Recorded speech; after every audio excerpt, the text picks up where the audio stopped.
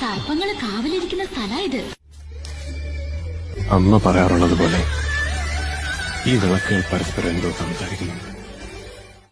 മണിനാഗ വിഗ്രഹ പൊൻപ്രഭ ചാർത്തി മിഴികളിലുന്മേഷ രശ്മികൾ പാകി.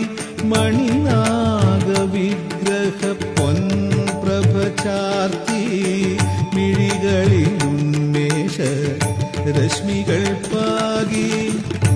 ഐശ്വര്യദേവിതൻ അവതാരം പോലെ അമ്മയെഴുന്നള്ളും ആഹ്ലാദ ദിനമായി. ഐശ്വര്യദേവിതൻ അവതാരം പോലെ